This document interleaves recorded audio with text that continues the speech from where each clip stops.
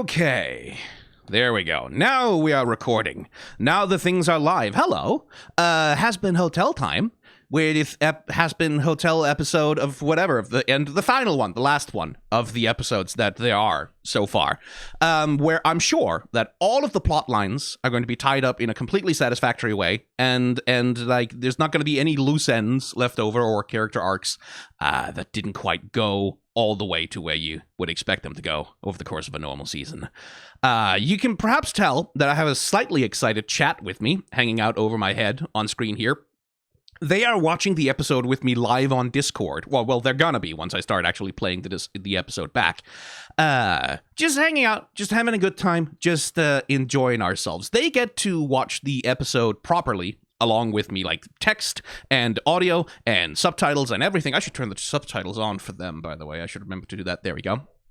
But you there on YouTube, unfortunately, you only get these still images, because otherwise copyright lawyers will attempt to assassinate me.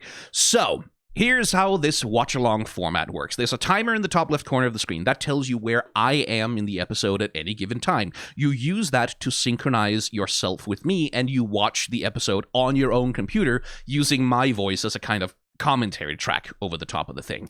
Every once in a while, I'm going to encounter something, and it's going to happen a lot with Hazbin Hotel historically. It's going to be a lot of times. I'm going to encounter something where I go, oh shit, I need to talk about that, so I will give you a countdown. 3, 2, 1... pause, and you'll pause, and you'll get a screen like this, like a snapshot of what I am looking at the moment. Maybe I'll scroll back and forth a little bit to sort of talk about specific things that I want to chat about, and then once I am done talking, I will pick a time for you to sort of synchronize with, and I'll say 3, 2, 1, go, and then you'll go, and I'll go, and we'll stay in sync in that way. It's a little inconvenient for people on YouTube, but it's also just, it means I don't have to do a whole ton of editing, and I don't have to worry about getting copyright struck 500 million times by Amazon. So it's more convenient for me, so I'm passing the inconvenience on to you. Does that more or less make sense to you? I hope so, because if it doesn't, too late to change anything now. We're at the end of Hazbin Hotel. So let's watch the very last episode of the first season of Hazbin Hotel. Let's see what happens. 3, 2, 1, go.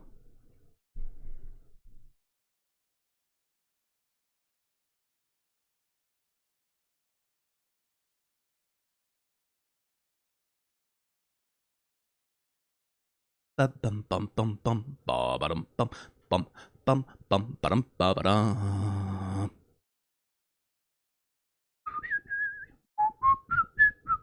I'm still charmed by the MIDI music. Like,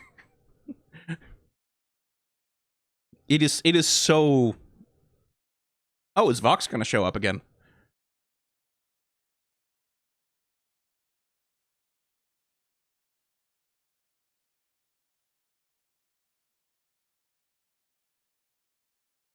Oh, he's been watching the whole thing as a soap opera, essentially.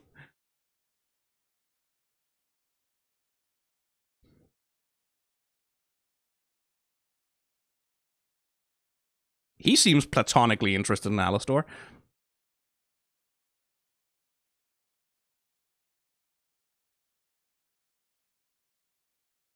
Ah, Jesus Christ.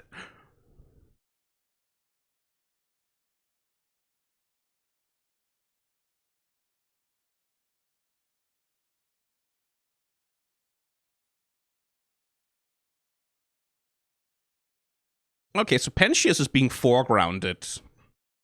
Is he going to be important to the episode, then?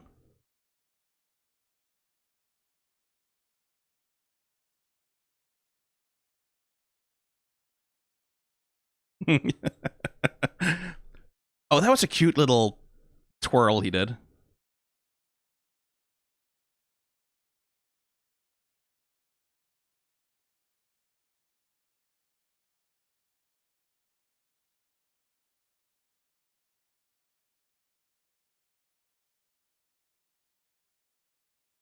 So are you, Vox. You know that, right?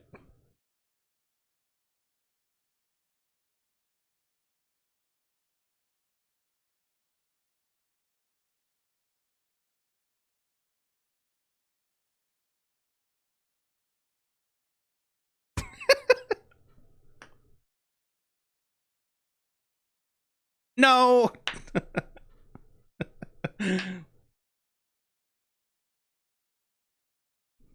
Aw. Pentious is so touched. Cherry is not.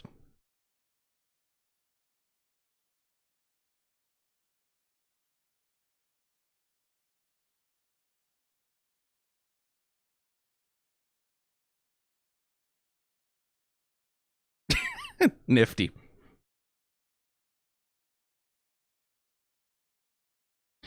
Okay, so we're doing like a party scene. Okay.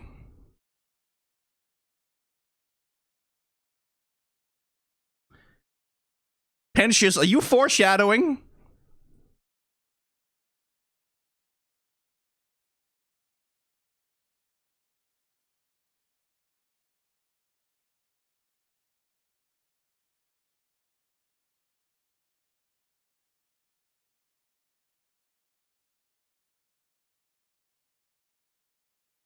Okay, so 3, 2, 1. Pause. Okay, so that's an adorable frame I managed to pause on there. But also, the animation budget, like, if this is something I talk about a lot with anime, right? Like, is that seasonal anime has a tendency to sort of, there's an animation budget, and we want the big moments to be like the ones that have the highest animation budget. Like so usually like the first 3 episodes of a season and then the last couple is where most of the animation budget is, because the first 3 episodes are when you pull the audience in, and the last few episodes are when you pay off so that people come back for the next season. And that's like a basic consideration of all animation production, is like, where do you put the amount of resources that you have versus how much do you get back? Like how much like effect do you get out of it? And I do feel like the general frame rates of the like, especially this dialogue scene, seemed to have like smoother and substantially more.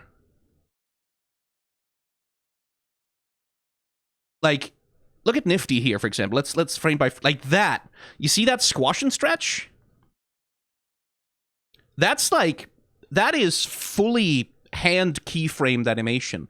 And like, I don't know exactly how Hazbin Hotel was produced, but I would imagine it's probably produced with like Toon Boom, or like one of the modern animation suites, where oftentimes with animation like this is how My Little Pony is produced.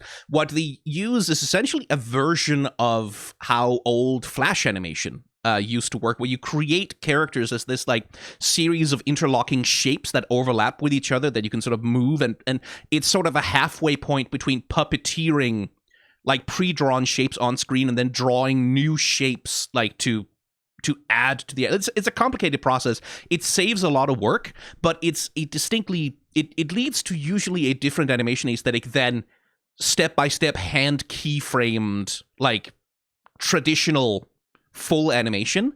And what I'm seeing here is a lot more full animation technique. Like, for example, like the smear frames, like the distortions on the way that Nifty is moving here, right? Which really accentuates like her manic, her weirdness, her like the freak shit that she's got going on with her. That is all fully hand-drawn, keyframed. Like, this is full animation. Not quite Disney style, they're animating on 2s, but like, it's not animating on 1s. But it's like, like some animators really got to have a bunch of fun messing with these characters on this one.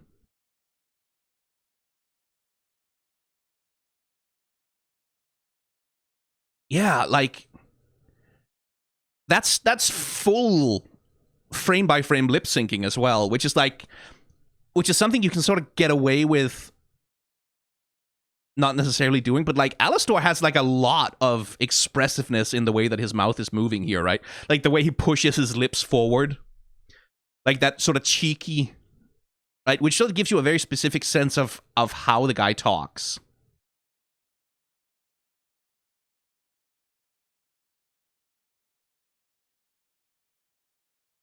Yeah, like this is full anime. Jesus, that it's really fucking good too. Like, there's a lot of personality in the way that especially Nifty is moving. Yeah, this is gorgeous. I'm just having. Okay, let's zoom back to where we were. Let's go to 3 minutes 35 and start from there. 3, 2, 1, go.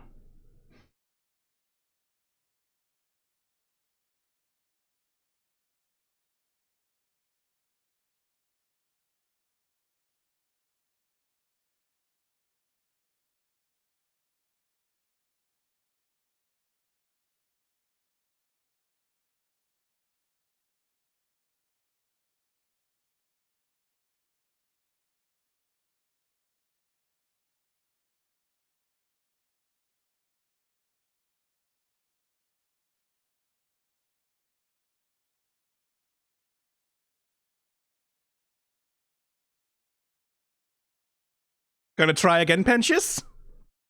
I'm having sex with everyone here!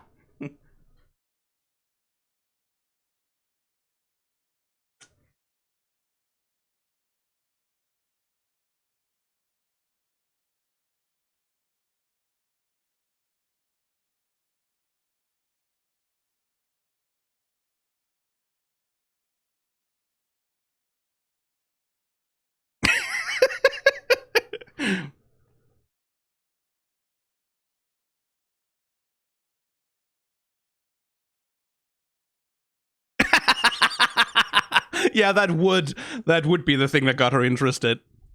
She seems like a monster fucker. Did you used to have a pet pig?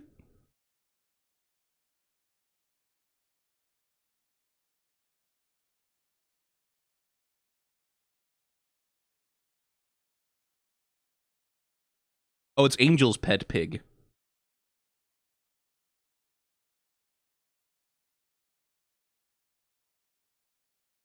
Ah, we're getting a reprise of Vaggie's Protector song.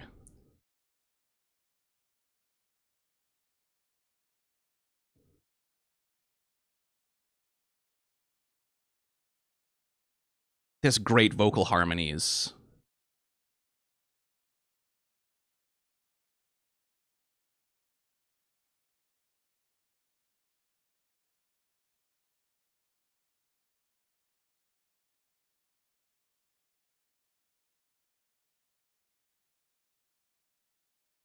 Okay, 3, 2, 1, pause. First of all, lesbian kiss on screen. Thank you very much. Good job.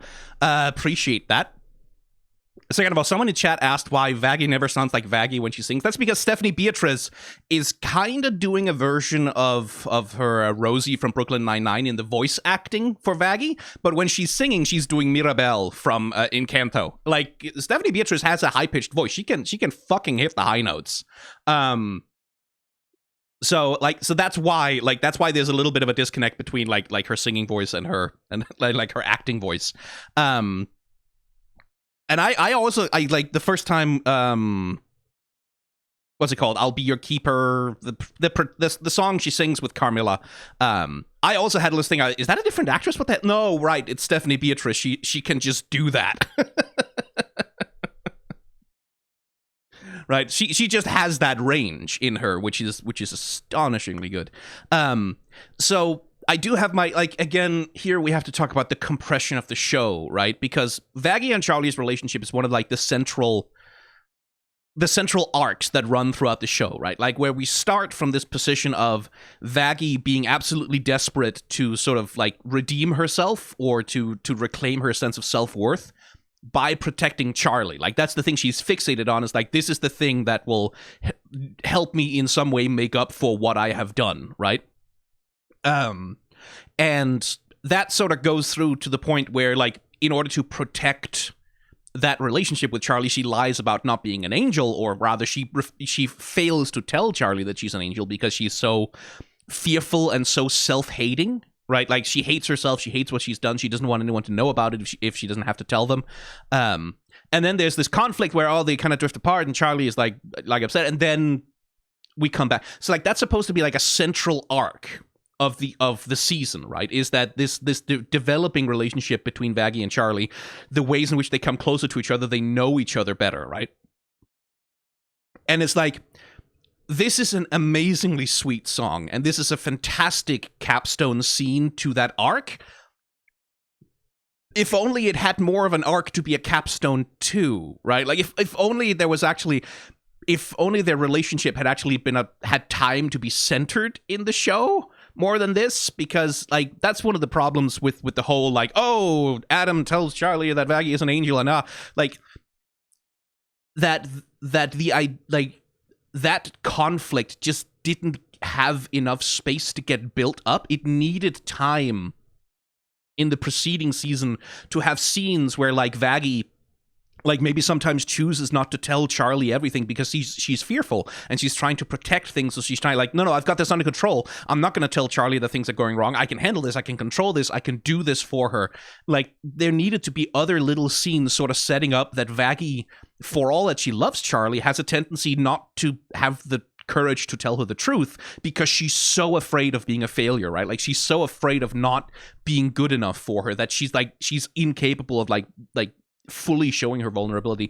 And then the courtroom scene, then Adam goes like, you're an angel just like us, and then it's like a big fucking shocking scary moment. Then it's like Vaggie's worst fears coming true, right? But there wasn't time for that. It only had 8 episodes, and those episodes were fucking crammed.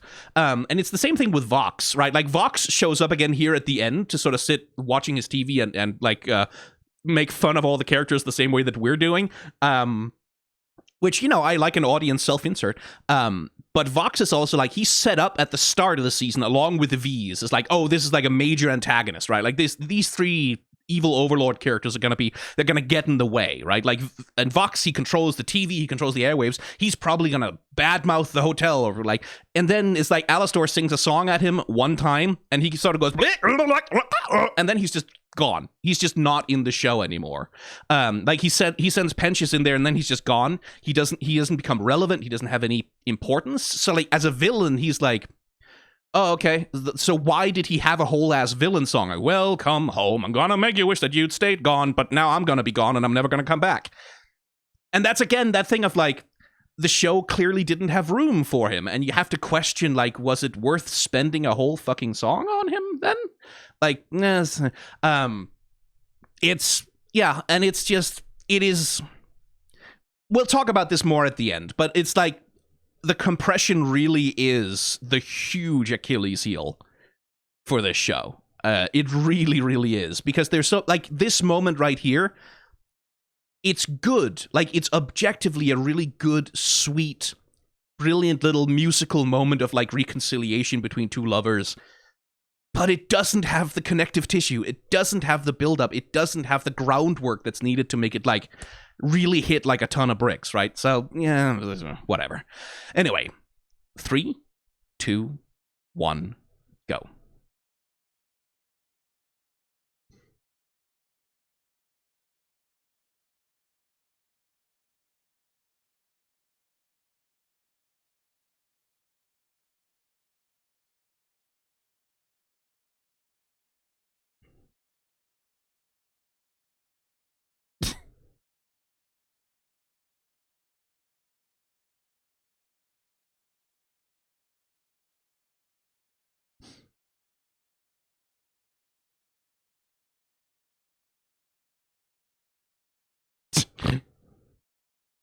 Alex Brightman.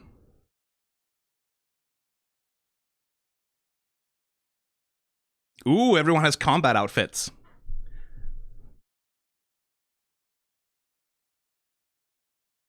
Of course, Cherry's wearing a...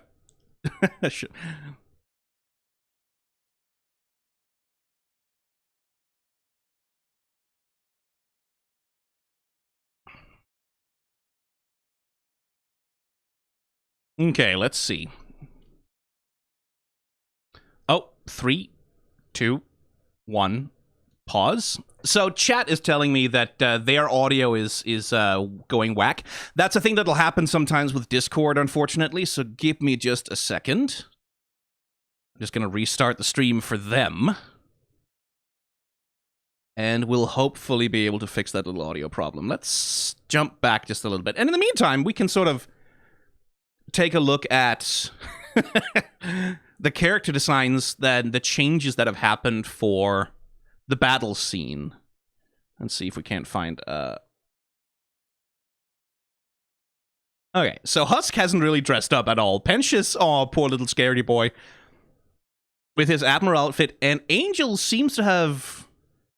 He seems to have gone for a little bit more of the sort of classic mafia suit thing, which I guess reflect, like, people have told me in the comments many, truly so many times, that Angel is like a former mafia guy. That was who he was in life.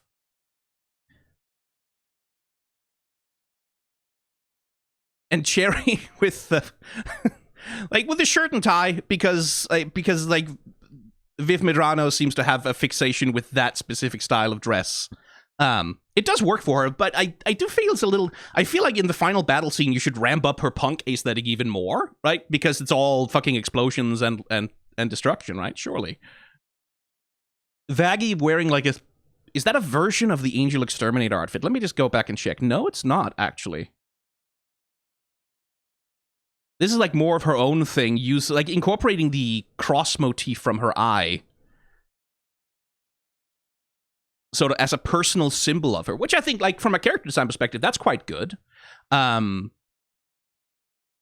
that there is this overlap. It's a Carmine suit, yeah, sure.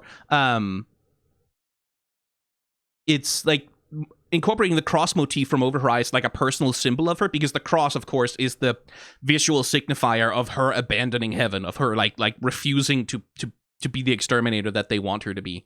So that's, from a character design perspective, quite good. Charlie, on the other hand, has sort of like, she's gone a little bit more femme here, which is interesting, because like normally, like for much of the show, Vaggie has the more femme aesthetic with like the long hair and the bow, and like she like. And Charlie has the more mask aesthetic with like usually wearing suits and shirts and shit like that. So like it's interesting that she like dresses up in like in a more femme aesthetic sort of for the combat role. It works. Like it looks good on her. Charlie's weapon of choice is a shield that speaks to her style. Yeah, exactly. And she's got a crown on, as people are talking about. Looks a little bit like the crown in Cult of the Lamb to me, like with the red and black color scheme. Because, of course, like that pays off the thing that she was singing about in Ready for This, where she's talking about coming into her throne, right? Like, this is the moment of Charlie stepping into a role of leadership as, like, Princess of Hell, in actuality, in no small part, because Alastor pushed her to take on that role. Interesting. I wonder if that has anything to do with the way that he's trying to manipulate her into becoming a very powerful ally for him. So, okay. And I think the Vees also had... Well, at least Vox seems to be wearing a different outfit. And Velvet, of course, is always wearing a different outfit.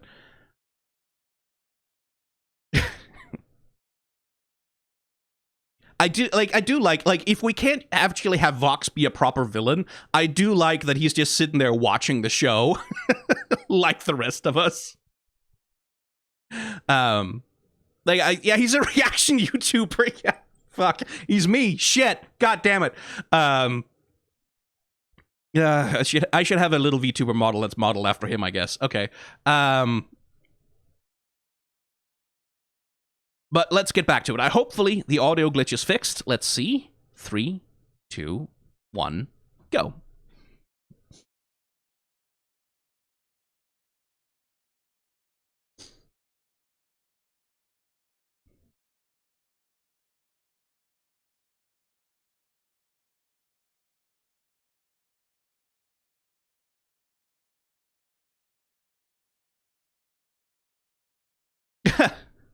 And again, demonstrating that thing of like angels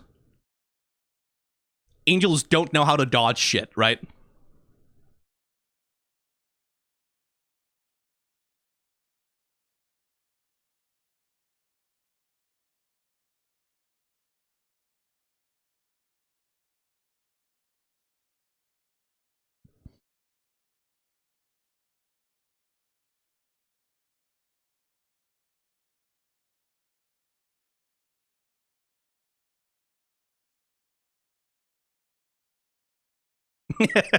Oh, nifty.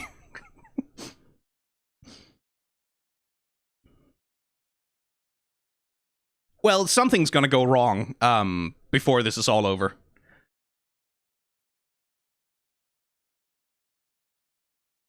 Yeah, Adam would be pretty powerful, wouldn't he?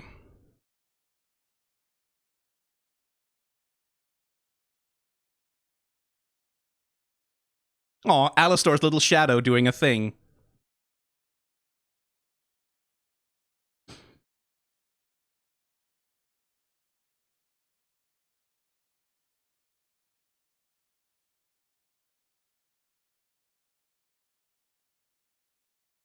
Aw, good boy, Alastor. Oh, we're having fun here.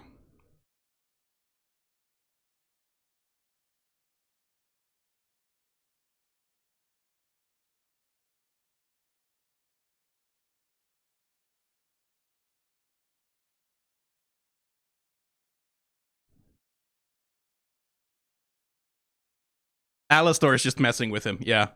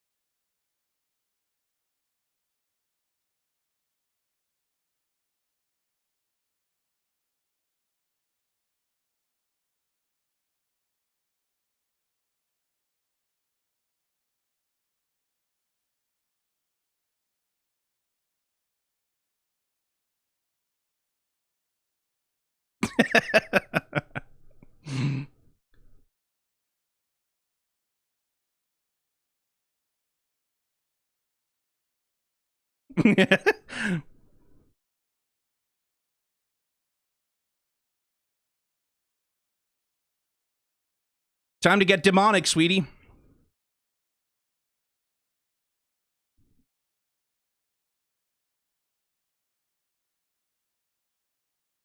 Oh, egg boys.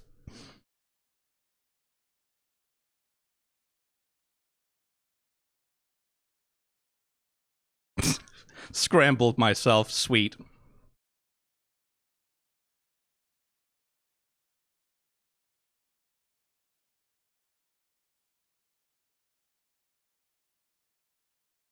Nah, he's fine. Don't worry about it.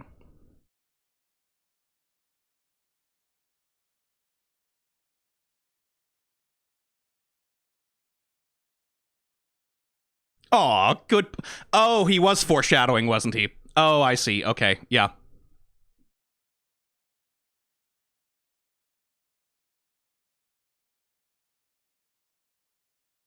Right, okay, I see what we're doing here.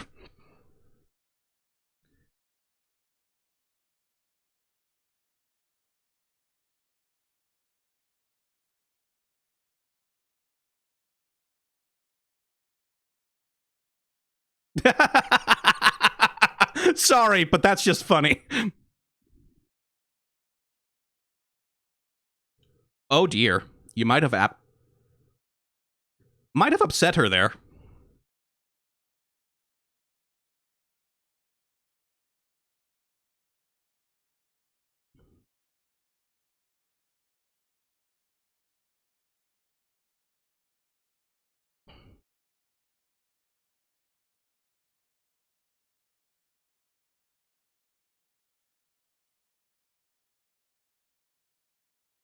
Vaggie, you have your wings back, right? Okay, well, fair enough.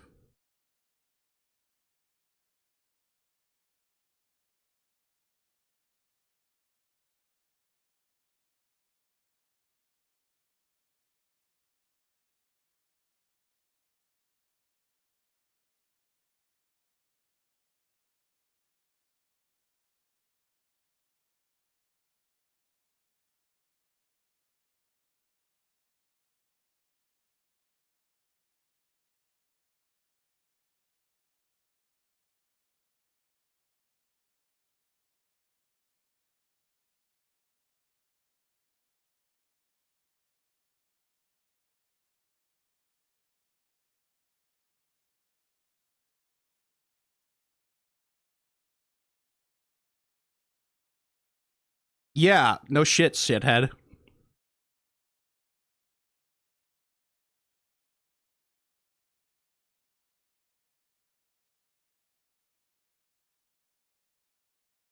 Ooh.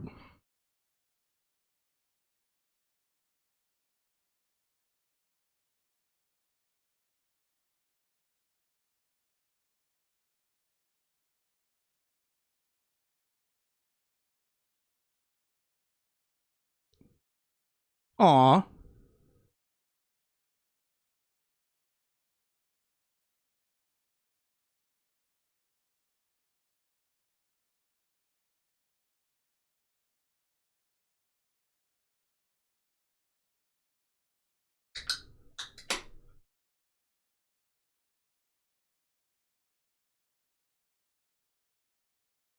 Ow.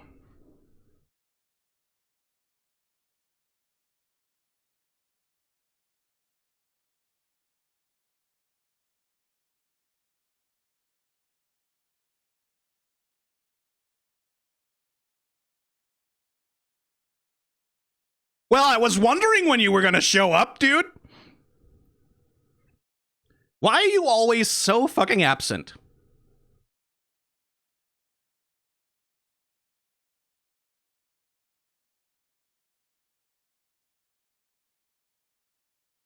Up.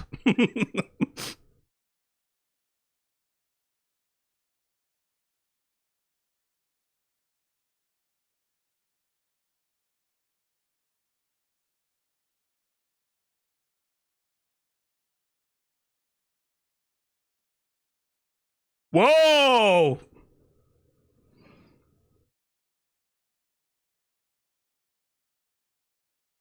He's really playing the genie cards.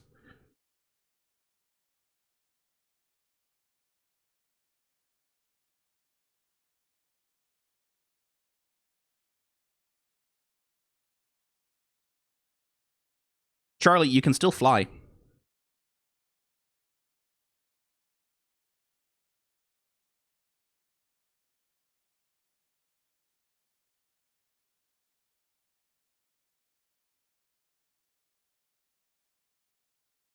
Oh, this is satisfying.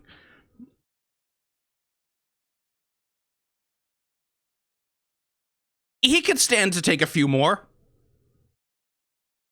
He could stand to take a few more. Come on. Come on.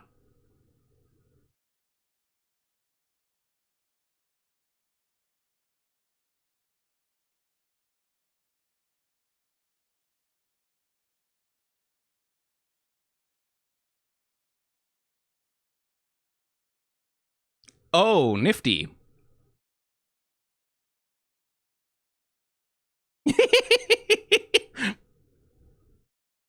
Good girl.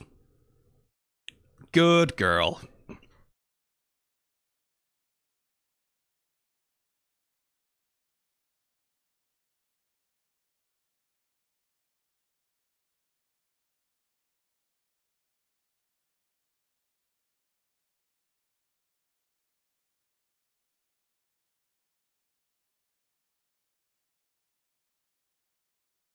There we go. Yeah, no, get fucked, Adam. Okay, so 3, 2, 1, pause. Very funny. There's one thing which I wonder if the show is actually gonna... If it's actually gonna, address, is the thing that Adam said, right? All of mankind came from these fucking nuts, right? All of it was him. And as we've seen, Adam is a piece of shit. Piece of shit. Just a shithead. Which sort of like Lucifer has this whole thing of blaming himself for, oh, I introduced sin into the world and all the people are bad, and the like, and that's sort of part of his misery and his self-loathing. But it's like, I feel like there's another person you could sort of mark as the source of that, which is the guy who's one of his first acts as a living creature was to like, I don't want to have a wife who's equal with me. Give me a slave. and then, like, right, and then he goes forth to spawn humanity. I don't know. I feel like I know where original sin lies, and it's not with Eve, right? It's not, like, Eve wouldn't be the source of original sin there. Now, would she? Just saying. Just think. I do like that Lucifer very explicitly is like, hey, I cucked you. I cucked you twice. That's like, okay, yeah, no shit. Fucking hell. That's a way to introduce yourself. I do feel like, Lucifer, you could have, like, you could. I know for it's for dramatic effect, right? Like, it's for dramatic purposes that Lucifer didn't show until the end, because he's kind of the I win button, right? Like, he's the Deus Ex Machina, quite literally. But here's the thing, I'm like, hey, could you not have, you know, like, could have been there sooner, buddy boy. Like, why are you playing by the rules of heaven, right? Like, why are you not interfering when heaven doesn't play by the rules? Like, because that's very explicitly the thing is, right? Like, there's a deal, there's an extermination once a year, you know, to control the population, that's it. And then heaven just kind of goes, no, we'll just go and exterminate you whenever the fuck we want, actually. And that's, like, if they're breaking the deal, why don't you? Anyway.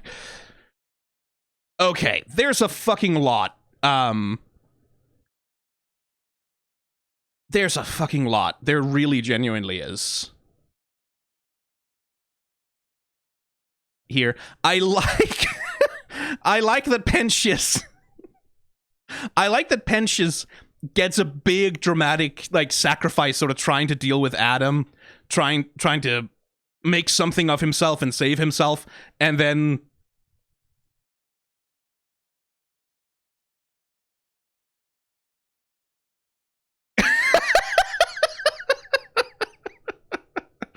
I like that. That is genuinely very fucking funny, because that's a matter of framing and aesthetic, right? You can, like, that could have been framed very differently, right? Like, with, like, Pentious, like, mounting a charge and Adam dodging 5 shots of the death beam and then shooting back, and, like, it's being this dramatic slow going down, right? Of the ship, like, crashing and burning, and Adam sort of looming over him and executing. You could do all kinds of shit, right? Like, to sort of make it more dramatic. But what they do is just like, boop, boop. Which is just funny. I mean, I'm sorry, Pentious. Well,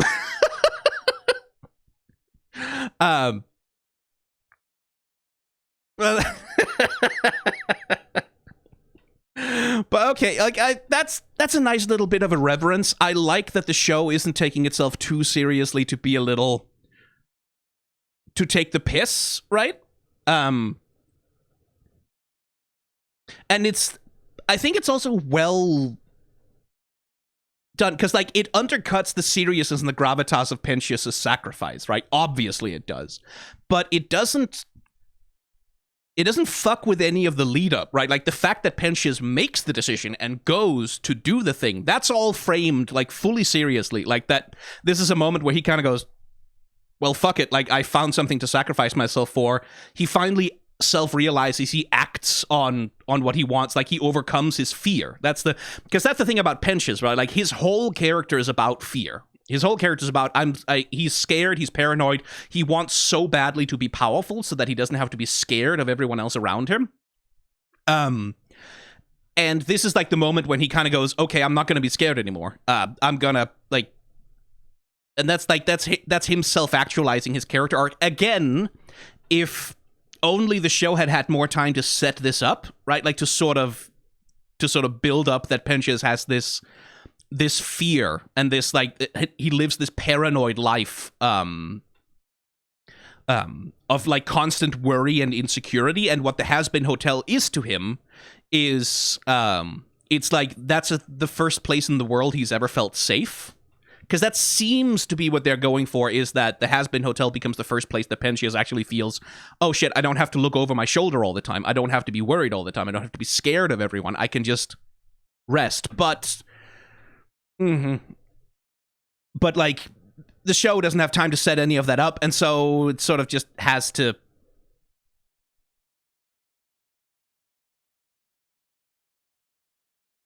Yeah, it just sort of has to imply it, and then look, we get the funny little boop.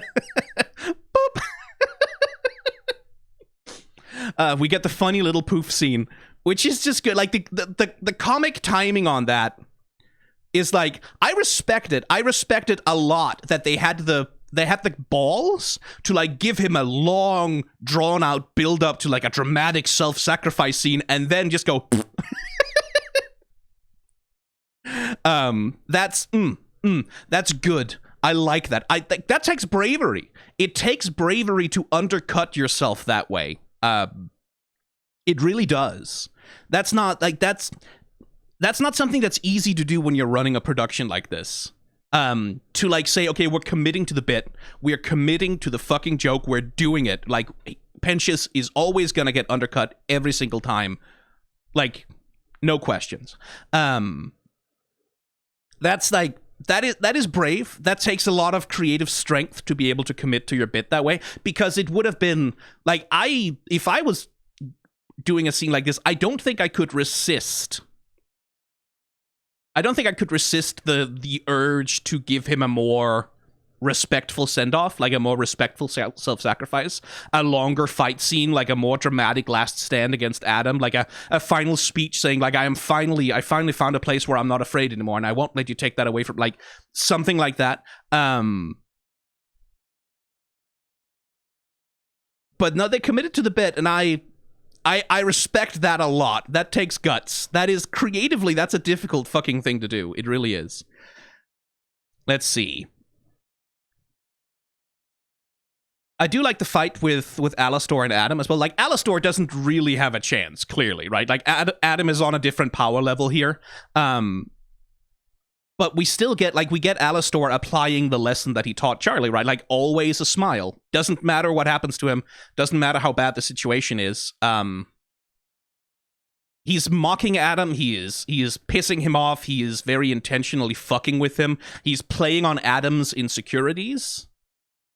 And even though he doesn't quite have a chance, right? Like, even when he's getting his staff broken, even when he's getting smacked to the ground and when he has to run away, keeps the smile on his face, right? Like, that's good characterization, is that, like, Alastor never drops the mask, right? Like, Alastor never drops the smile, the confidence. He never stops letting Adam feel like Alastor thinks he's better than him, because he is. And Adam can't take that. Like, I like that. I really do like that as an aspect of his character. That, like, that never fades from him, and there's nothing that can really sort of knock the smile off him when he wants to keep it on. That's, again, good animation characterization. And it is also a thing of, like, Vox has such a fucking hard-on for Alastor. Like, he has such a fucking hard-on for him, right? In the sense of, like, yeah, no, like, if Alastor is fighting, if something is happening to Alastor, if Alastor is doing something, Vox wants to see it. He wants to be there. He wants to know what's going on. He wants to, like, he cannot handle, like, not being aware of what's going on with Alastor. We saw that in the introduction, right? Like, with the moment he learns that Alastor is back, he instantly, we're doing a special broadcast. We're doing a TV special. We're doing events. I'm spending 5 hours shit-talking nothing but this man all the time, right? Which makes him vulnerable to Alastor's manipulation. But this guy, like, again, the characterization is very clear that Vox is so fucking horny for Alastor, right? Like he has a fixation with him, a real need, a real emotional, deep-seated need to center his life around Alastor, right? Like, it's that thing of, like, it's not so much enemies to lovers, so much as it's enemies to enemies, but with a boner, right? And, like, especially because in these scenes, it's contrasted against Velvet and Valentino, because Velvet and Valentino don't give a shit, right? Like, oh, people are dying at the Hazbin Hotel. Who cares? We don't care. It doesn't matter to us. It's not interesting. Like Valentino doesn't even care that Angel Dust is going to die, because Valentino doesn't give a shit about Angel Dust, really, right? Like, if Angel Dust dies, okay, that's just one more toy he can't play with anymore. But Vox, Vox cares. Like, Vox he cannot think of anything else. He cannot be in any other place on Earth except at the Hazbin Hotel, seeing everything that's happening, right? Because he is so obsessed with his hate relationship with Alastor. And again, that's from an animation perspective, that's good characterization. If only if only it had if only some time could be spent building it up in the actual show, right? Because like I said, Vox has been completely absent from the entire fucking story. He's been completely absent from the entire fucking story. There's no, like, so this isn't really a payoff to anything. It's more of an Easter egg, right? Where it could have been a payoff. It could have been a payoff to, like, a longer running theme of Vox being unable to admit how much he, like, fixates on Alastor, of, like, the other Vees fucking with him because he's so hyper-fixated on that one radio demon. I think it's a build-up for Season 2. Yeah, maybe, but that doesn't make Season 1 any better, right? That's the thing, is, like, yeah, it's building up for Season 2, but we don't have Season 2. We can only look at what there is. And what there is just a whole lot of half-finished storylines. There's a whole lot of like plot points and plot threads that just that don't go anywhere. It's the same thing with Carmilla, right? Like, Carmilla is set up as, like, she is introduced essentially as a sort of parallel thing to Vaggie, right? Like, where Vaggie and Carmilla sort of have a similar set of motivations. Anyway, talk about that at the end. We haven't finished the episode yet. Let's see. Where were we? You know what? Let's I just need to re-enjoy this. 3, 2, 1, go.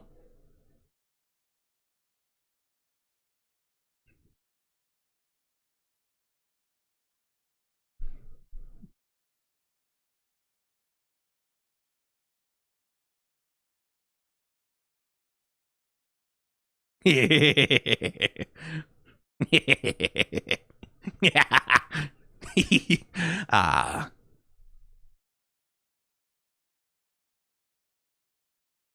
I do wonder what the fuck Lute even sees in Adam. Like, what the fuck does she see in him?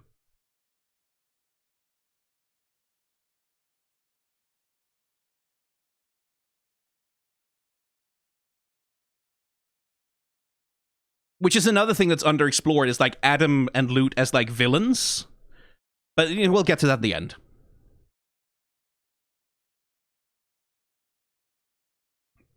Oh, hey, they're back.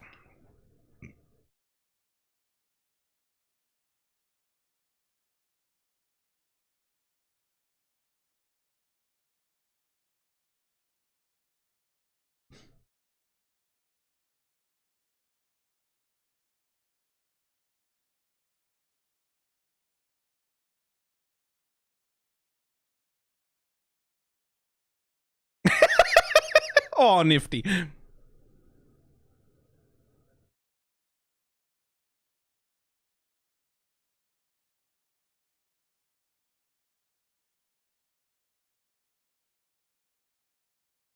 Oh, hey.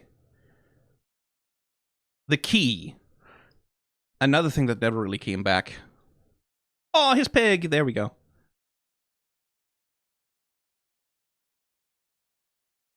Oh.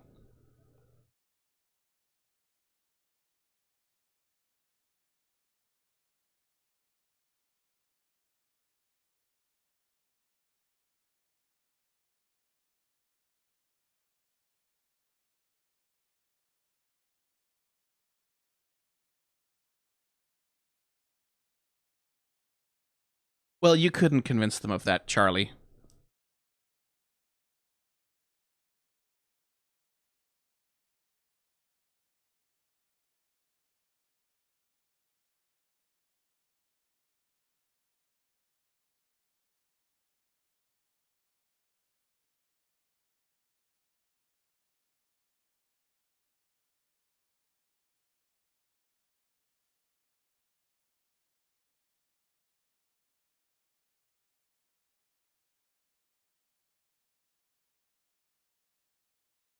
Oh, hey! Lucifer seems very proud of his daughter.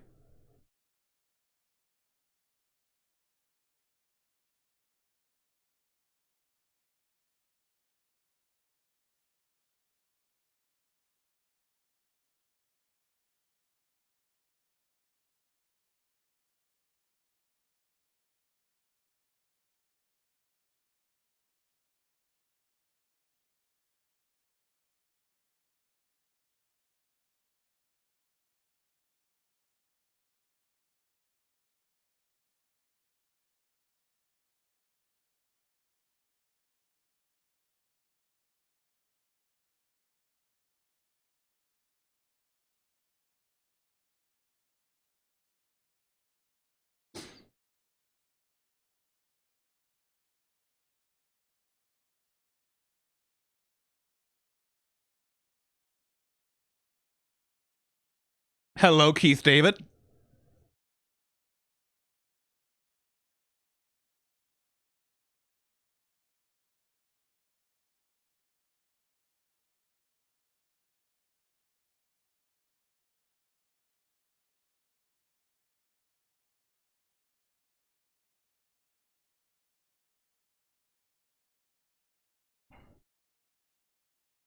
Oh, I see. So there's some Vox and Valentino shipping as well, huh?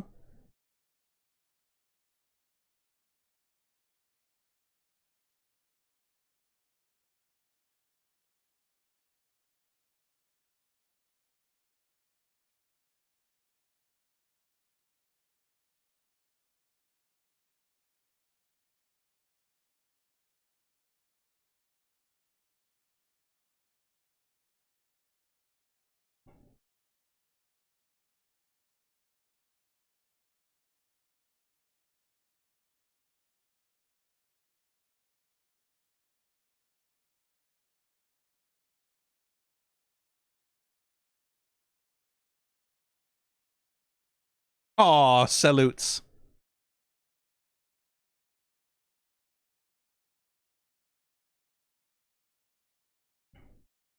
Oh, he just pops back, does he?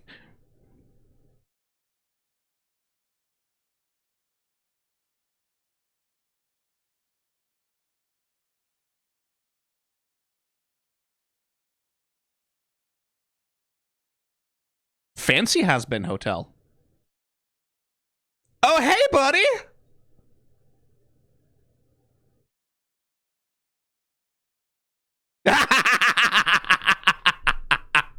Oh, eat shit. Lilith.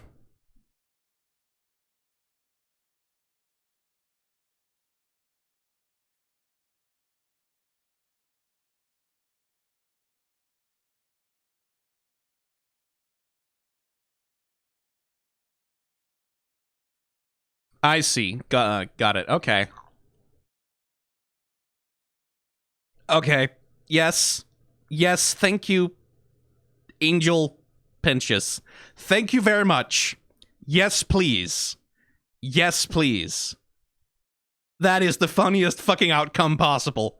That is the best thing that could possibly have happened. I want him to annoy Sarah so fucking bad. Ugh. I want him to be such a thorn in her side. I want him to really just piss her off and make her miserable for 10,000 years.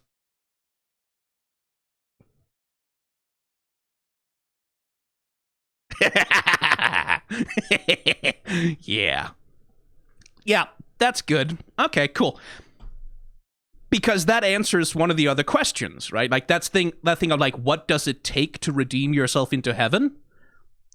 Well, I guess we have an answer now. It's like willingness to give yourself up for other people. Right? Like it first of all proves that it's possible, which is a big problem for Sarah because her entire thing has been based on the notion that it is impossible, that sinners cannot be redeemed, and therefore it is justifiable to like wipe them out, right? Like sinners can't be redeemed, they can't go to heaven, therefore it is okay for us to wipe them out in hell because they are irredeemable, they are like they're trash, they are expendable because they cannot be good, they cannot be holy. Big problem if it turns out that that's wrong. That's a problem for Sarah. That's a big problem for fucking her. Because now the entire foundation of her deal with Adam, like her decision for extermination, crumbles. It's just gone. Like, it was already shaky. It was already shitty. Go fuck yourself, Sarah, you piece of shit. But now it's gone. Now it just doesn't exist anymore.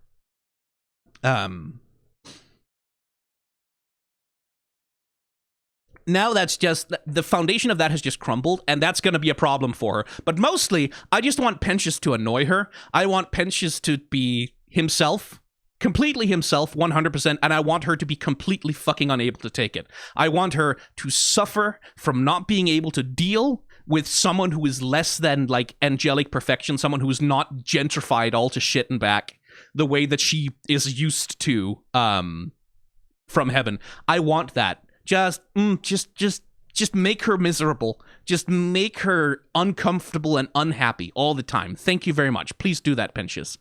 Anyway, Lilith had a deal with Adam that allowed her to stay in heaven.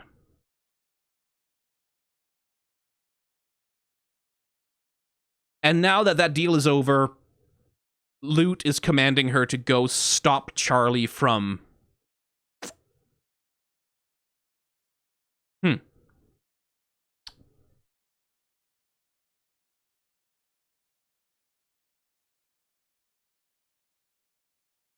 Like, your brat is threatening the very foundation of heaven, which is to say, oh shit, sinners can be redeemed. That's a problem. That's not supposed to happen. That's what Lute conceives as the foundation of heaven, right? Is that sinners cannot be redeemed. Only the pure and virtuous are allowed in. So Charlie is threatening that. And I guess Lilith took some kind of deal with heaven to be able to hang out on a beach and just chill? Which, again, like, okay, all right. Because we had that scene in the More Than Anything song where it is specifically Lilith who takes Charlie away from Lucifer, who pulls her daughter away from her father and away from her father's dreams, right? It is specifically Lilith who... like, depending on your interpretation, tries to ensure that Charlie doesn't follow in her father's footsteps.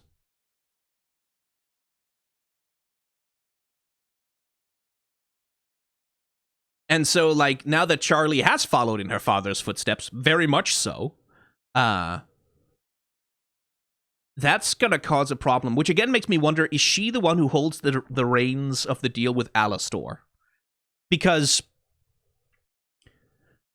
hearing Mimsy tell it, Alastor shows up in heaven shows up in hell suddenly, right? Like, out of nowhere he shows up. All of a sudden he's killing overlords left, right, and center, and everyone's wondering where the fuck did he get all that power from?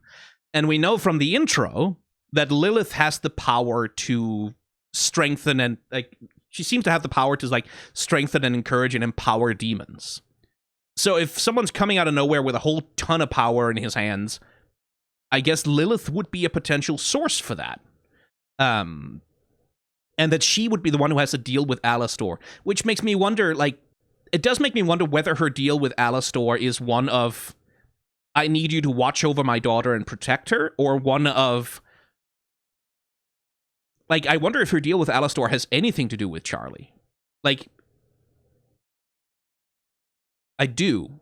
Or if Alastor took that initiative on himself to sort of try and manipulate Lilith's daughter because he figures she's the only one who could possibly get him out of the deal, like, who could possibly get him free. As someone in chat says, I'd be interested in seeing if they make Alastor a twist villain. I don't think it would be a twist. I don't think Alastor would be a twist villain exactly. Like, I think he was pretty clear in his scene here that he's trying to be the villain oh, he wants to be the villain so badly. He's desperately attempting to become the villain. It's like, fuck, he wants to kill people. He wants to be evil. He wants to have all of the power and make everyone dance to his... Like, it would be a twist if he was a good guy. It would be a twist if he was, like not evil. Alastor's conflict seems to be that he's so desperate to be the villain, but he's just not able to do it because of some kind of deal. He has some kind of deal with heaven, or with Lilith, or with someone, something, somewhere, that prevents him from being the villain that he wants to be, right? Which, again, is the thing. Again, according to Mimsy, Alastor targeted overlords. Right? Like, specifically what he did was he targeted overlords for destruction. Which, if part of the deal with Lilith is that you can stay in heaven if you keep hell in line, then, like, is that what the deal is? He's her assassin. Like, she used him to cull the population of powerful demons from hell so that no one could possibly rise, right? Like, is that the idea of it? So that's interesting. And there is, like, with Alastor, the thing you always have to wonder is what percentage of what he says and how he acts and what he lets slip, what percentage of that is honest, right? Like, when he's speaking to Nifty here, who is squashed and stretched all to hell, let's just... There. When he's speaking to Nifty here, and seems to have, like, a genuine affection for having the Hazbin crew around, is he speaking from the heart, or is he still putting on an act for Nifty? Because, like, I feel like Nifty is one character that Alastor might let his guard down around. I feel like Nifty is one character that he would underestimate enough that he would accidentally tell her something true, because he's, like, not paying quite as much attention to keeping his guard up.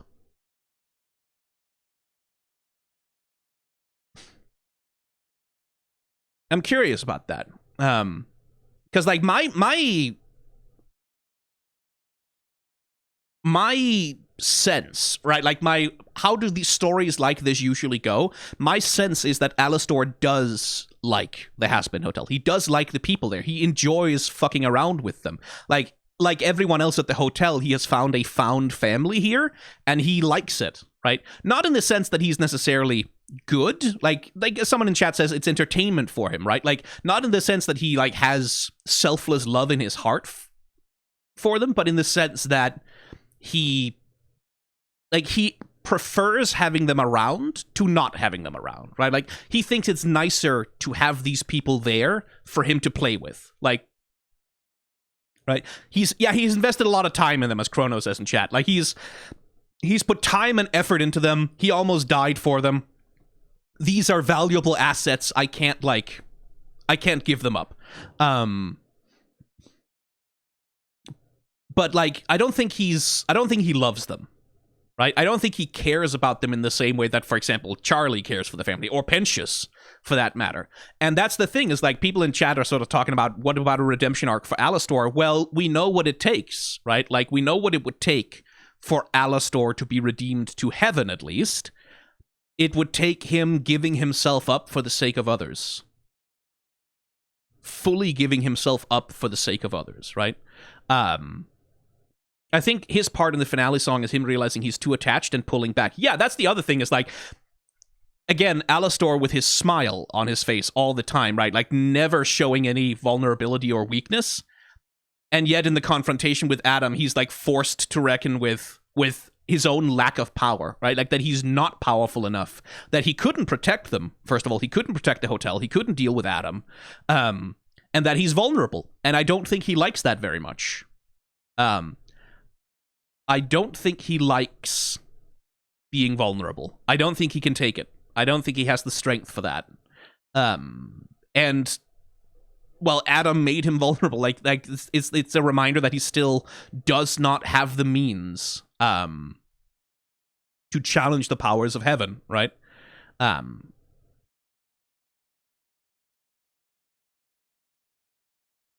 So that's interesting. But, like, Alastor is not a twist villain. He's an expected villain. The twist would be if he isn't one. The twist would be if he does do a heel face turn at the end. That would be the twist. Now, let's see. There's not, like, a post-credit scene or something. No. I don't think, anyway. If the series had a few more episodes, how would you change the structure of the season? I mean, that's the thing, right? That's the thing, is, like, it's not a few more episodes that it needs. Like, it needs at least twice as many. Like, this show needs at least twice as many episodes. Or at least it needs each episode to be twice as long in order to do what it's trying to do. And the reason I say that is, like, I'm thinking about this in comparison with Arcane,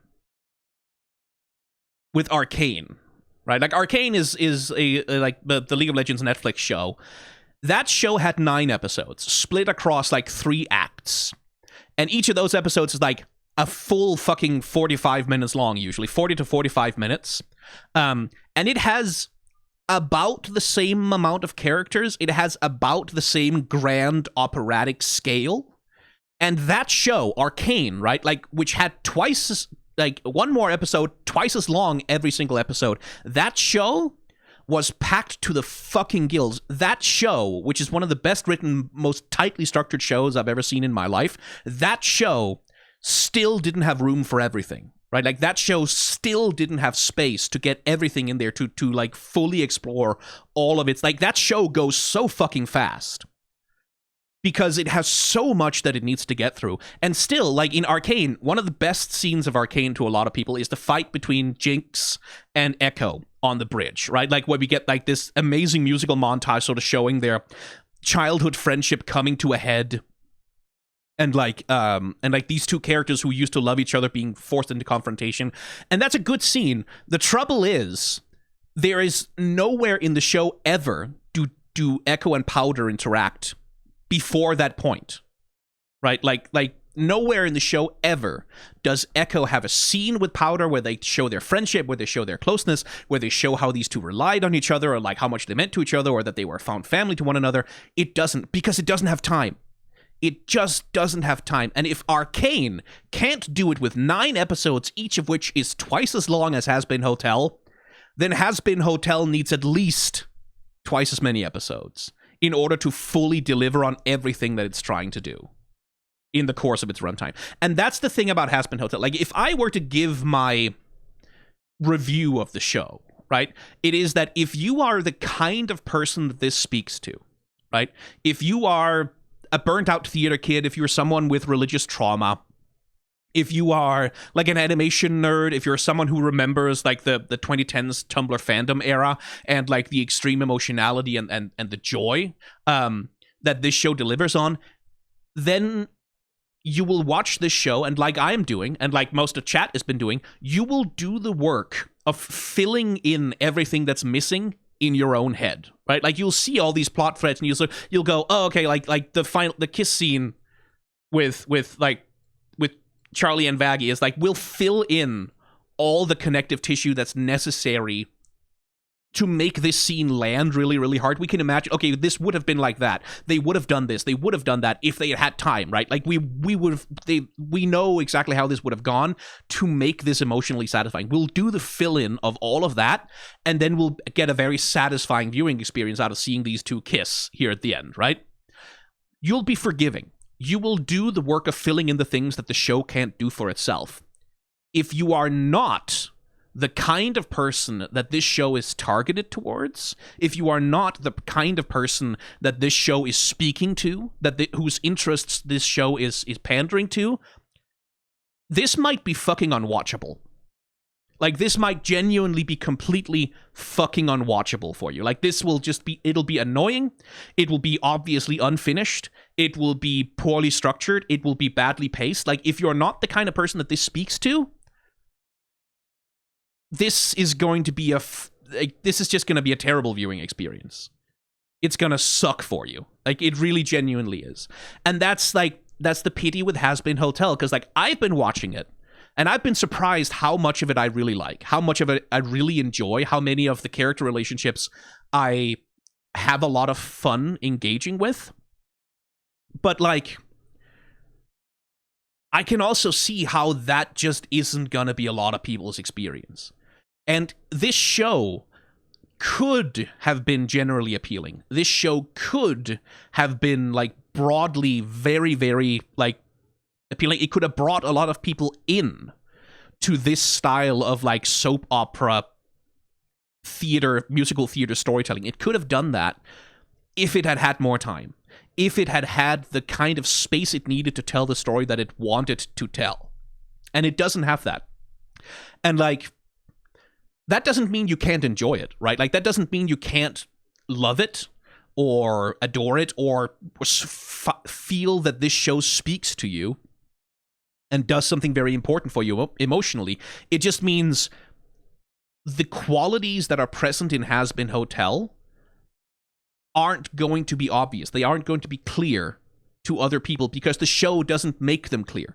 The show can't make them clear. The show can't tell a general audience why they should care about this. It doesn't have time. You're either on board or you get left behind immediately, right? And that's a legitimate criticism of Hazbin Hotel. It's a show that is only for its own audience, right? And just cannot bring anyone. It's in the sense, like, it's sort of similar to, you know, like those really sort of janky, weird Euro RPGs, like Euro trash games, from like the 2000s, where, like, there's a fan base online made up of, like, Russians and trans people who are desperately, like, fully, just completely fucking obsessed with this video game. But if anyone else tries to play it, it's like, oh yeah, no, you need like 15 compatibility patches, and also you need to change your keyboard inputs to be like this weird fucking thing. Like, and then, but once you get into it, right, like, it's this thing that for the people who it's for, it is so much for them, right? Like, it's so their fucking shit, 100,000,010%, right? Yeah, Pathologic is a good example. But for the people that it's not for, like, you can't, like, it doesn't have the capacity to bring them in. It just doesn't, and that's a pity. That's a legitimate, strong criticism of Hazbin Hotel, is that they tried. They made their choice, right? Like, Hazbin made a very specific choice to appeal to the audience that it was going for and nobody else. And that's, you know, and that's also a courage, I will say. Like, I prefer a show that does that has the courage to say, here's the thing we're doing, right? Like, here's the thing we want to do. Here's the people we want to appeal to. We go for those people, and everyone else, like, fuck it. Like, they can come along if they want to, but this is for these people. These are for my people, right?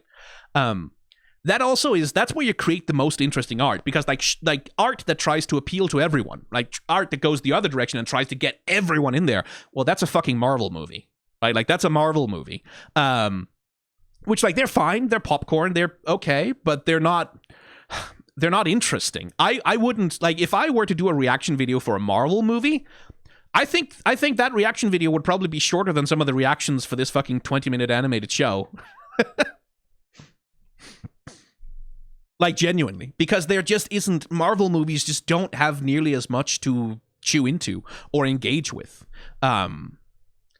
That's something like Hazbin Hotel, which is so personal, which is so specific, which is so much from the heart and, like, the Tumblr poisoned internet brain of, like, one specific person sort of spreading that out across with, like, the power of a whole animation crew behind them. It does not appeal to everyone. Right? But the people who it does appeal to, like, I have seen this in my fucking chat. I've seen this in my comments. Like, this show is going to be the most important thing in the universe for a lot of kids. Like, there's a lot of, like, 16-year-olds, 14-year-olds who are going to discover that this show, Hazbin Hotel, and it's going to save their fucking life. Because it's going to speak so directly, specifically into their brains, in a way that, like, a more general show simply can't. This show is the most important thing in my life when I'm 30. Yeah, I mean, we're all, like, a lot of us are still sort of 16 at a certain point in our head, right? But But, like, this show is going to save some people's fucking lives, right? Like, this... The specific brain rot that produced this show is going to make some people feel so fucking seen. It's going to make some people feel so much like, oh shit, there's someone else in the world who thinks this way, who feels this way, who concerns themselves with these questions, who, like, cares about character relationships like this. And I think that's more valuable. Like, I think that is... I would rather have 1,000 shows like this that do not appeal to me, like, at all, than I want another 10 years of the MCU. Right? Like, another 10 years of the MCU to me just sounds fucking exhausting. But another 1,000 shows like Hazbin Hotel, even if they're shows I hate, even if they're shows that just don't speak to me at all, that's more interesting. I would rather sit down and try and watch a fucked up weird show that I do not understand and think about it and, like, and be repelled by it. Like, that's okay. If I'm repelled by it, that's cool. What matters is that it speaks to someone, rather than tries to speak to every single person on Earth to make $1 billion and, like, create another 15 attractions on Disney parks that can be packaged into, you know, that can be packaged into holiday deals. Like, this is a lot closer to what I want. I want shit that makes people cringe. Right? Like, that's better than, you know, like, the corporatized, mass-marketed, you know, focus-tested. That's better. And that doesn't mean that Hazbin Hotel is a masterpiece. It's clearly not. It is flawed. It is flawed. Like, flawed down to the very marrow of its bones. It is flawed. But it's more interesting. It's so much more interesting.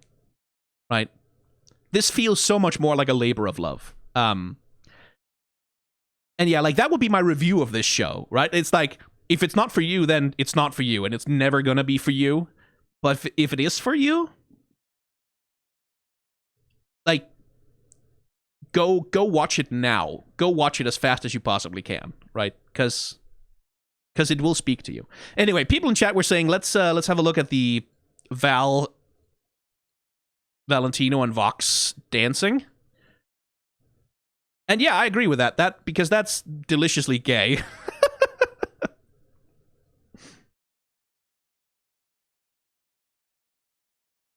Okay, let's see. Are there any Easter eggs here, by the way?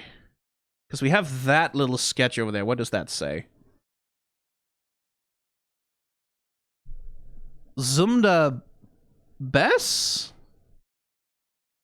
I don't think it says anything.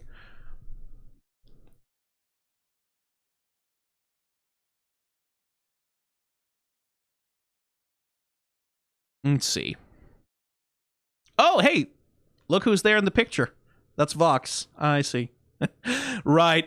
Again, Vox is so fucking obsessed, and, like, if you read their relationship as, like, a bitter exes kind of thing, yeah, that's valid. That is extremely fucking valid. That they are bitter exes, and that's why Vox is so completely fucking incapable of letting him go. Okay, let's have a look at this dancing here. Yeah, I'm not sure there's a 100% heterosexual explanation for this, honestly. Because these people are clasping hands like schoolgirls. Oh, hang on. What's happening? Okay. I managed to freeze the video somehow. There we go. Let me just get the well, I don't need the subtitles for this.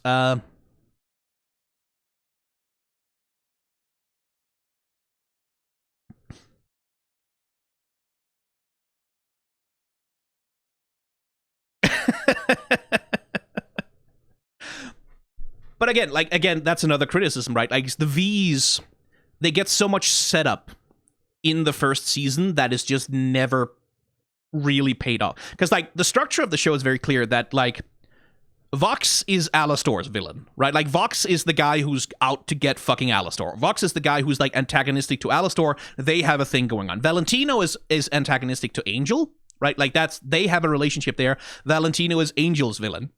And then Velvet is set up essentially as Carmilla's villain, or at least in this antagonistic relationship with the traditional old school overlords, right? Like, that's what Velvet is. Like, she's set up as this, like, young upstart, disrespectful, like, iconoclast who's messing up the power balance among the overlords in hell, etc. And it spends so much time setting that shit up, right? Like, it spends so much time building them up as these characters who are going to have important interactions with the main cast and, like, be meaningful to the story. And it's really only Valentino. It's really only Valentino who gets to have any kind of a meaningful, impact on the season at all. And that's a pity, right? Like, because that's, again, in terms of, like, when I'm thinking about, if you only have 8 episodes and you want to tell that central story about Charlie, like, taking the fight to heaven and changing hell, you know, maybe don't introduce them yet, right? Like, maybe just have Valentino to begin with. Maybe just have, like, the one guy and then introduce the other 2 later, kind of thing. Like, that, in terms of, like, the kinds of structural changes I'd make, it would be that sort of thing.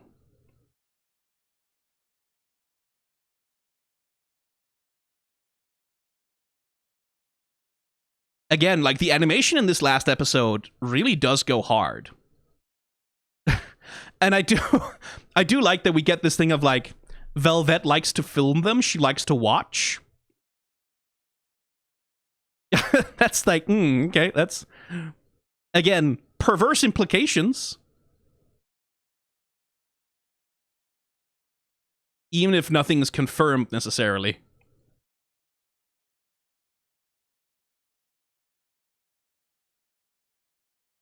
But yeah, no, they seem straight. They seem like good straight pals who just are just having a nice heterosexual time with each other. Frankly, like, I don't know where everyone else is getting all this gay stuff from.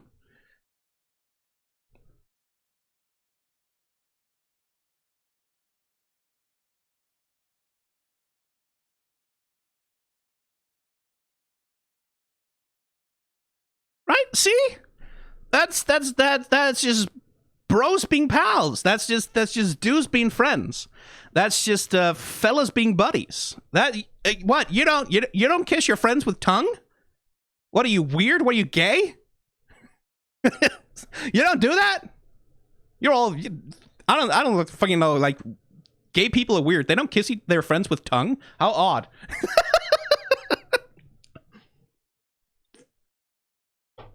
Oh, should I do the historian thing?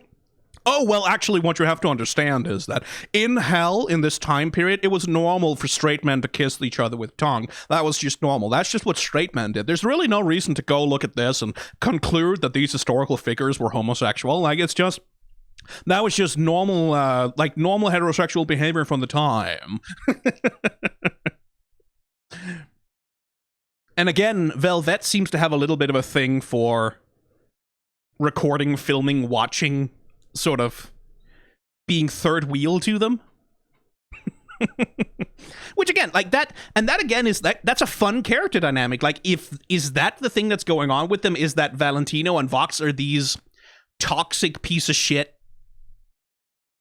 boyfriend types, like the most toxic piece of shit boyfriends anyone has ever had, who then, like, get together and fuck each other, and then Velvet is like, I like to watch. Right? Velvet is like the Fujoshi, like the caricature of a Fujoshi type who likes to watch, like, who gets off on sort of being part of it. That's an interesting dynamic, right? To have, like, these very toxic archetypes that just all sort of mix together into one fucked up polyamory, like one fucked up horrible polyamory situation.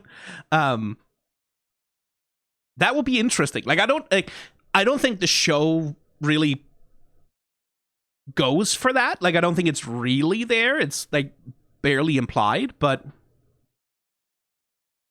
I do like the idea of these three as like the world's most shitty toxic polycule, like just like the shittiest, most toxic, worst polycule you've ever met in your life. I like that. Like that's a good dynamic for them, right? Like with like one serial rapist, emotional abuser, one social media poisoned like psychotic influencer who is not capable of doing anything if there isn't like a likes counter ticking up underneath it, and then like Velvet, who just wants to be seen, right? Like who wants to be seen in front of these things, next to these things, around these things, who wants everyone to know that she's associated with that, and like, oh, like look at me being next to these, and like who sort of gets off on the exhibitionism of it. Like that's a compelling character dynamic. I don't know that the show is actually going for that. I don't know I don't know if it's like actually gonna go that far, but that would be subversive. That would be fun. Cause like, not for nothing, but like hang around the queer community long enough and you will meet a polycule that's that toxic. Like there's not a lot of them, but they exist. Like everyone has a fucking story.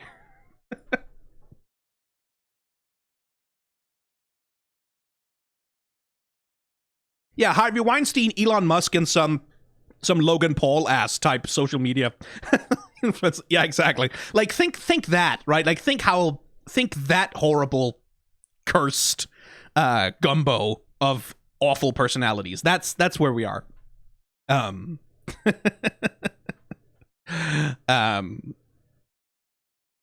yeah, good show this for some people, not for everyone. But for the people that it is for, it's very good. Ah, Pentious. You silly little snake man. I love everyone here!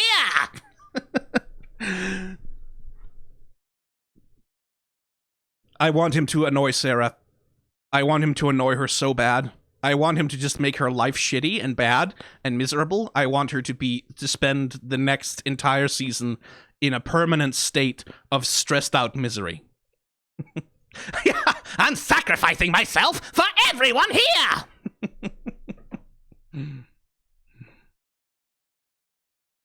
Let's see. Question. Character design is important in shows as they're often what tells what the character's and story's personality is like. But most important is the intention of the creator, as this is what drives that specific character design outcome. Viv has made the scripts, made most of the designs. Can we talk about Vivsy Pop herself and the things happening behind the scenes of the show? I don't care that much about Vivsy Pop and what, like, unless, like, short of, like, there's been some reports from inside the studio of, like, shitty working conditions, which I, like, fully believe. Like, I don't, that's not surprising, because those are the working conditions of the animation industry. Like, the animation industry is awful to its workers, especially 2D animation, because so much of it gets outsourced. There's a huge negative pressure on wages, and there's a huge negative pressure on job security. And it's like there's a unionization effort in progress in the animation industry in general, but like that's just endemic. That is what the animation industry is like. And that fucking sucks. But the stories that I saw in the in like the reporting about like the behind the scenes of Spindle Horse, that sounds like the animation industry. So that's not really a specific problem to like Viv Medrano or Spindle Horse. That's a problem to the industry as a structure. And like I'm not surprised that a first-time creator and first-time showrunner like Vivsy Pop has not been able to tackle those problems, because like, yeah, no shit, like first-time showrunners rarely do. Like that those are just the working conditions, unfortunately, and that's horrible. It's horrible, but it's not a thing that I would like lay the blame specifically on Vivsy Pop as a person. I would, like, if you want to level that criticism, that doesn't really go to her so much as it goes to, like, A24, it goes to Amazon, it goes to the production structure of the show. Like, that's a structural criticism, not a personal one. And I feel like I've tried not to become too aware of all, like, because I know there's a lot of personal shit around Viv Medrano as a person. And every time I've tried to look into it, like, sort of like, shit, is she, like, anti-Semitic? Like, what the fuck's going on? I haven't been able to find anything substantial. I've been able to find a million call-out posts, like, a million petty grievances. I've been able to find a fuckload of fandom drama. But I just haven't been able to find anything that's, like, solid. That's, like, solid and well-researched and, like, and where the crimes that are being alleged are, like, actually serious rather than interpersonal grievances from people who are mad at someone who was a teenager once. Like, that's, like, but then, like, I haven't researched it super deeply, but, like, I haven't been able to find anything that seems, like, well-founded and serious. So, like, I don't really want to engage with that. Like, until I can find, like, an actual, if someone can, like, an actual journalist who knows what the fuck they're doing, can write an actual fucking article citing actual fucking sources, then, like, I'm not engaging with that. I'm not messing with that. Did I hear about the $50,000 fan made? Yeah. And, like, I think people need to calm the fuck down about that. Frankly, like, I think that's probably not a smart way to spend $50,000. I wouldn't do that if I had that kind of money.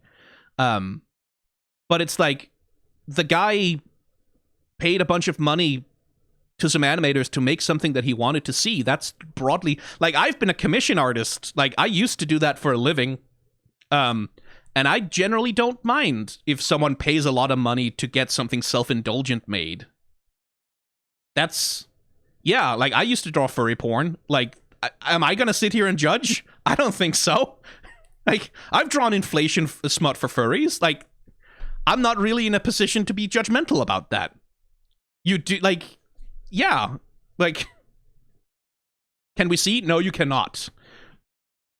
I used to be a commission artist. Like, that, and when you are a commission artist and someone offers you a lot of money for something that, like, is like a niche kink and not very sexual, you just kind of go, oh yeah, that's my rent.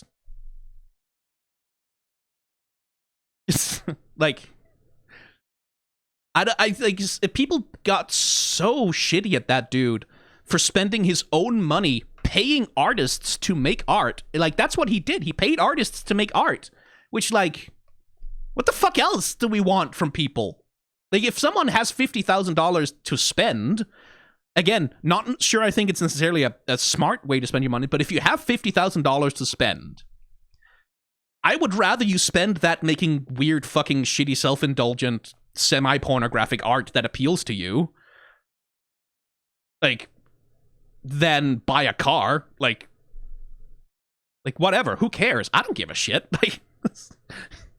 Like, poor guy. Like, he like, people fixated on that so much, and that was just puritanism. Like, that was just mean-spirited shaming. Like, and, like, what was his crime? He didn't do anything. He didn't do anything. He didn't hurt anyone. He just spent a bunch of money having something made that he wanted to have made for himself. What's the problem? Right? Like, again, not necessarily a responsible financial decision, but it's not a crime. He didn't do anything wrong. Weird people.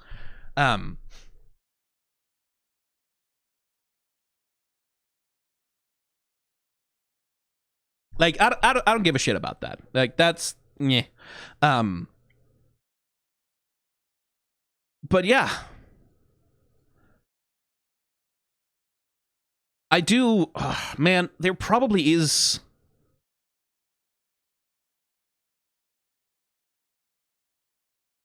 There probably is an animation breakdown in just the battle scenes here, especially Lucifer fighting Adam. Because Lucifer, like, the transformation shit he does, like, the genie shit that he gets up to, like, constantly shifting between different forms, octopus, snake, like, horse, whatever he does, that's very fun and creative. I really like that, especially, again, as a point of comparison, right? Like, Lucifer is a creative person, right? Like, that's his whole thing, is that he's ultra creative, and he's very expressive. But Adam, all he has is punching and shooting laser beams. That's it. Like, he has punches and laser beams, and he does not have anything else, right? Like, he attacks things with force. And that's it, right? He doesn't have anything else. Whereas Lucifer is like this infinite fountain of constant creativity. Like, Adam gets him by the legs and swings him around, and then Lucifer just turns into a snake. And then a bird. Right? Like, because he constantly has a way out of and around these things, where Adam, like, once Adam is in a situation where he can't brute force his way through, he just loses. Like, instantly. He can't brute force his way past Lucifer, and so he gets his ass kicked. Just like, basically instantly, he gets his shit kicked in. Which, again, like, that's a good characterization of Adam, right? Like, that Adam is someone who just doesn't have a way around any problem, because he's so used to, I can force my way through anything, and everyone just yields, right? Like, everything just gives me space, everything just, like, consents, or, well, not consents necessarily, not with him, I don't think he cares about consent that much, but everything just, like, allows me to push it aside. Because I have power, and fuck everyone else, right? And again, like, that's well observed. One criticism I do have of the fight scenes is that, like, we had that whole thing with Vaggie and Carmilla, like, sort of dealing with,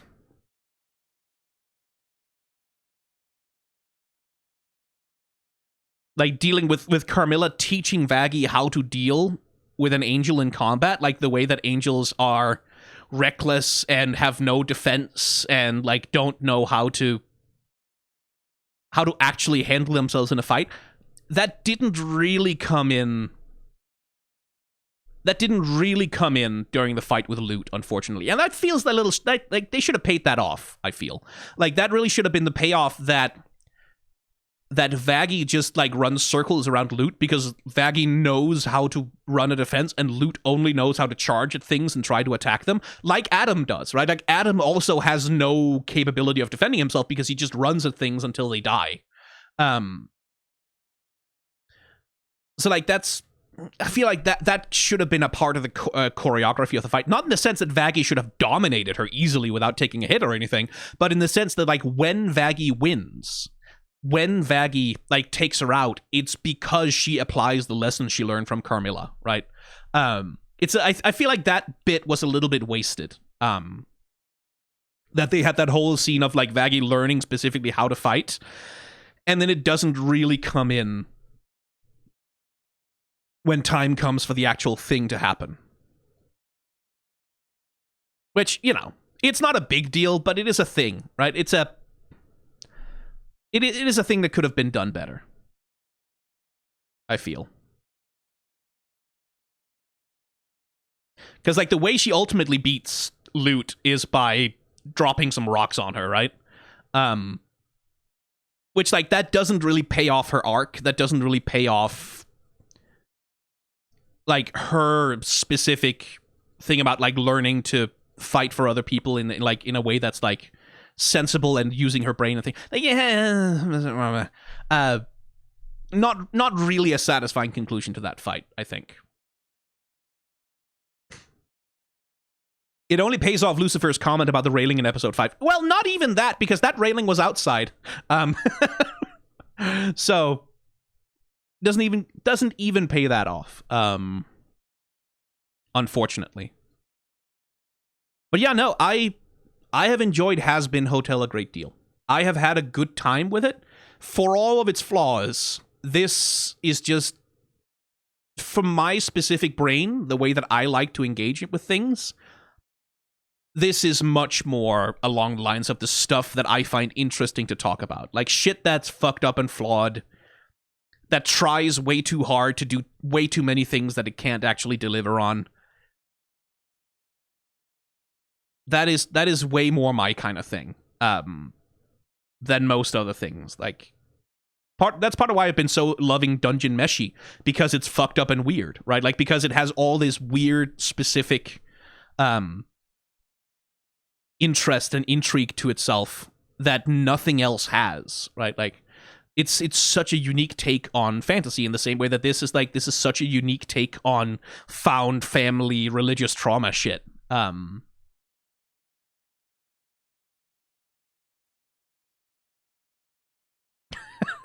What are you doing in chat? Come on. So yeah, I've enjoyed this a great deal, and like, hopefully there's going to be a season 2. I think that was confirmed that there was a season 2 at some point. Which, like, hoping that they try a slightly smaller scale story there. Like, that would be the thing for season 2, is like, try a smaller scale story. Like the Vees are the bad guys. We're just we're just staying in hell. We're not trying to have an apocalyptic last battle to determine the fate of souls. Maybe we just have a slightly smaller scale time where there's time to dive into character relationships and like the specific connective tissue and people's neuroses, and that would be my hope for season 2. But in the meantime, I need something else to watch. I don't know, is there another show that's sort of like Hazbin Hotel that has like similar aesthetics and like a similar approach to storytelling? I don't really know if there is one, because this is very unique. Like, I don't think there's any other show like that out there. But I'm gonna go looking. You can recommend things to me in the comments if you want to.